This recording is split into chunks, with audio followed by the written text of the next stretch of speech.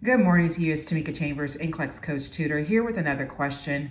I believe this is from Nurses Labs. Remember, they give, you have free questions, free content. I believe they have a paid version. They may, but you can check them out at nurseslabs.com. And the reason why I share that is because I like that they have free resources, many questions for you to practice with, and also include the answers of why the rationale why the answers are incorrect as well as correct. So Joshua is receiving furosemide and digoxin, which laboratory data would be the most important to assess in planning the care for the client. All right, so we're looking at a relationship between these two medications and laboratory data. That's essential, right? So this is letting me know that something is up, something's going on. So would it be sodium, magnesium, potassium, or calcium?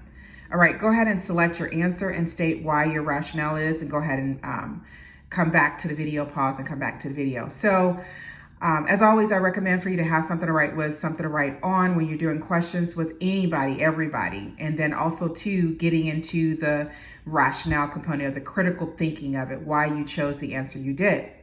All right, so we're looking at the relationship between furosemide and digoxin. Now remember, furosemide is a loop diuretic, right? Works in the loop of Henle. It is very potent in doing the job. And we know that furosemide is also too a potassium wasting drug. I probably just gave you the answer, right? Did you choose it? And digoxin, remember, is something that is used for heart failure. It's a positive inotropic drug, meaning it increases the contractility of the heart so it doesn't have to work as hard. We often see it in the treatment of heart failure.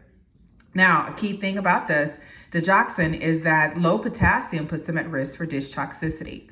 So we're looking at two medicines. So they have a combined, they have not a combined, but they have an effect on certain labs and the same lab, which is your potassium. Yes, they're going to lose sodium, magnesium. They can lose it through your diuretics, especially, loop diuretics, hydrochlorothiazide, those diuretics, but definitely with that relationship, we're looking at hypokalemia.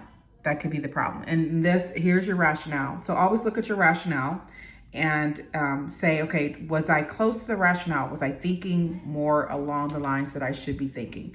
All right, so I will definitely talk to you guys later. Take care of yourself. Have a good one. Remember, you can do this. Look at the relationships. One of the things that I work on with my clients, look at the relationships and ask, what are they asking me? What do I see that is common here? Talk to you soon.